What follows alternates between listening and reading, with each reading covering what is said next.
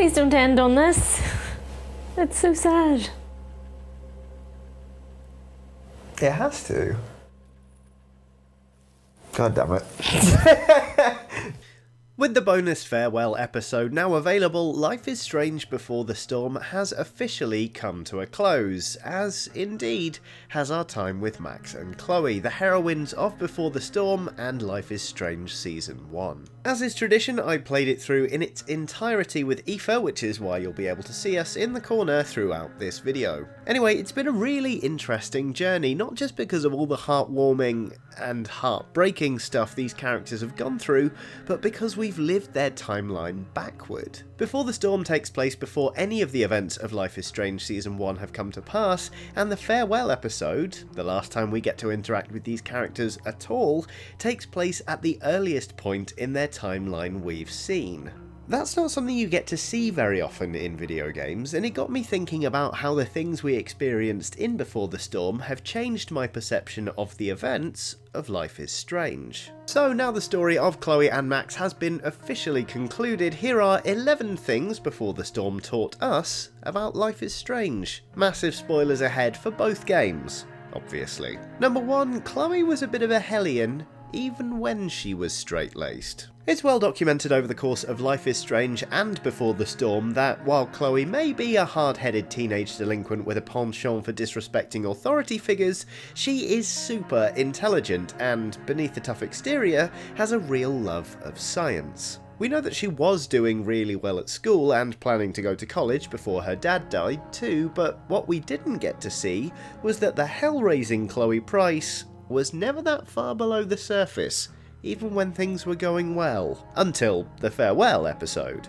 that is. At the very start of the episode, we join Chloe and Max upstairs in Chloe's bedroom as they get ready to blow some Barbie dolls sky high. A nice bit of foreshadowing of Chloe's later determination to resist everything stereotypically girly. While Max is, of course, worried about getting in trouble, Chloe is pretty nonchalant, having calculated the risk her mum will hear and cause a fuss, and deciding that risk is negligible. And she's right, of course, showing that Chloe was perfectly comfortable applying her brilliant mind to nefarious deeds long before the rebellious chapters of her life truly began. A rebel in waiting, if you like. Of course, you could argue that day was when the rebellious chapters of Chloe's life did, in fact, begin. Either way, it certainly marked the close of one of the happiest chapters, and you might even say, her childhood itself. I'm talking, of course, about the death of her father, and seeing this play out in the farewell episode was really moving, but it also revealed something about Max's departure from Arcadia Bay that was never quite made clear in Life is Strange, namely exactly how soon it was after William's death. As the episode draws to a close, we see Max, Chloe and Joyce at William's funeral, and rather spookily, Max is wearing a remarkably similar outfit to the one she wears to Chloe's funeral, if you choose a particular ending in Life is Strange. Anyway, we pretty much immediately see Max looking out the back window of her parents' car as they drive out of Arcadia Bay all together, meaning Max literally stopped off at Chloe's dad's funeral on her way to Seattle. That's kind of cold. That moment, in fact, is just one of a few things in Before the Storm that really changed my perception of part of Life is Strange. Namely, that Before the Storm made me realise Chloe was right to be angry at Max, who really did abandon her. When Chloe and Max meet up again for the first time in Life is Strange, Chloe is pretty angry at Max for not having stayed in touch, for leaving just after her dad died, and for not getting in contact despite having been back in Arcadia Bay for a little while now. When I first played this episode, her aggressive approach to the conversation seemed pretty unfair. Losing a parent is hugely traumatic, obviously, and Chloe had had a tough time, but relocating to a different part of the country is a pretty big thing, and what's more, it's not wholly realistic to expect a friend to be responsible for getting you through such a traumatic loss alone. But then Before the Storm came along and took the time to really illustrate just how tough it was for Chloe to be apart from her.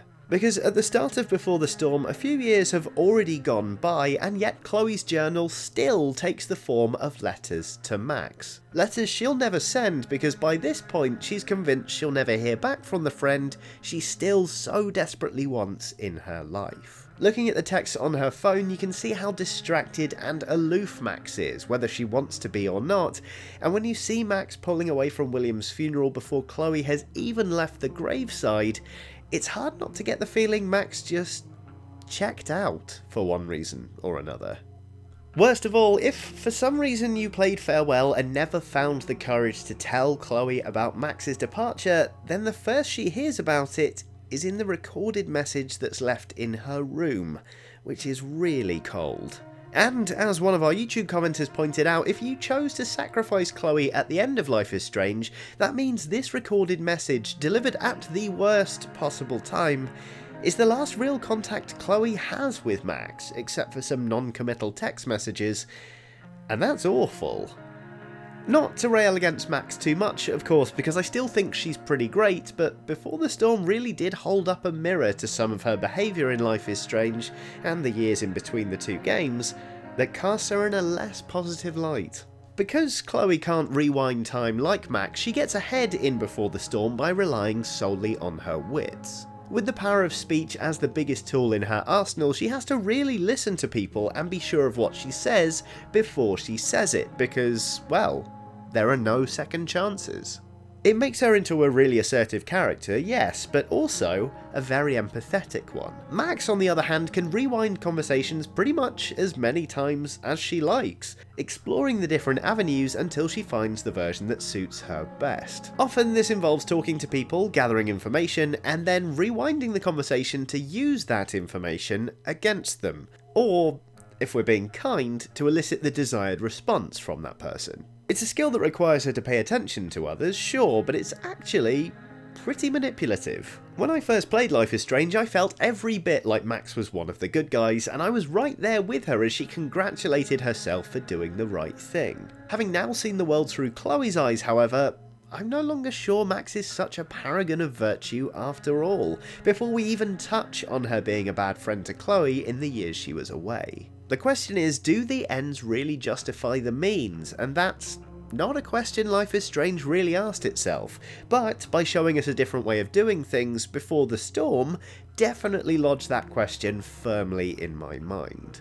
Of course, Max isn't the only character we get a fresh perspective on in Before the Storm, because it's also the first time we get to properly meet Rachel Amber, and there are two key things we learned doing that, namely that Rachel is every bit as wonderful as Chloe said she was, and that Rachel meant more to Chloe than any of us realised, especially Max. In Life is Strange, Chloe describes Rachel as her angel, which certainly carries emotional weight, but to be honest, it doesn't even come close to an adequate description. In just the few short days we see play out in Before the Storm, Rachel becomes Chloe's entire world, giving her hope that whatever else is going wrong, like her dad being gone, her mum's new boyfriend being a total jackass, and you better believe we're coming back to that point, and school going badly, Rachel makes all of these things seem less terrible just by being there. She gives Chloe hope, she makes her believe in herself a bit more, and she's there to listen when nobody else really is. The sheer strength of their bond is something I chronically underestimated in Life is Strange when Rachel was really more of a mystery MacGuffin. Seeing her as a living, breathing character completely changed my perception of Rachel and Chloe's relationship and deepened the sense of loss in Life is Strange immeasurably. It also made me into a total Amber Price fan rather than a Pricefield shipper, but that's a conversation for another time. Frank is another character who I found myself seeing entirely different after playing Before the Storm, because it turns out he's a lot nicer than I thought. Where before I thought Frank was cruel and opportunistic and horribly arrogant, Before the Storm showed me that beneath the tough exterior, he's actually quite tender. He shows kindness and offers guidance to Chloe when he could easily be dismissive, and even goes so far as to put his life on the line for her and Rachel when they get on the wrong side of Damon Merrick. And he tries to feed Pompidou steak even when he isn't that fussed about it. I mean, that's just a nice thing to do. Nathan's dad, meanwhile, does not come off so well off the back of Before the Storm. From the conversation we see him having with Nathan, Mr. Prescott is exactly as horrible as everyone says. Worse, even. But hey, at least it puts those Jefferson is secretly Nathan's dad theories to rest for good. Eh? Now, David Madsen's portrayal in Before the Storm, meanwhile, is a bit trickier. Deck 9 always had a difficult case on their hands with his character in particular, as his relationship with Chloe at the start of Life is Strange is already strained to breaking point. The thing is, having them argue constantly throughout the game would have been a bit one note, so as a result, we get to see the very worst and the very best of David, who, as it transpires, has a great capacity for caring, and for being a dick. The way he treats Chloe during their arguments, ordering her around and forcing her to turn out her pockets, for example, hew dangerously close to establishing an abusive, controlling relationship between these two characters. And yet, when he tries to reason with Chloe and give some context for the way he is why he is, he also shows a vulnerability and a real desire to make things right that wasn't really in evidence in Life is Strange, even when confessing to Max just how much Chloe means to him. I was always ambivalent toward David, to be honest. While he does save Max's life, I wasn't sure he'd actually managed to redeem himself in any meaningful way. I'm still not sold on him completely even now, to be perfectly honest, but it was at least illuminating to see greater depth from David, even if some of those character depths were really, really ugly. If we're talking about redeeming characters though, then we really need to talk about Warren. Not because I suddenly think he's a good guy, I don't. I think he's awful, and I continue to unapologetically hate him with every fibre of my being.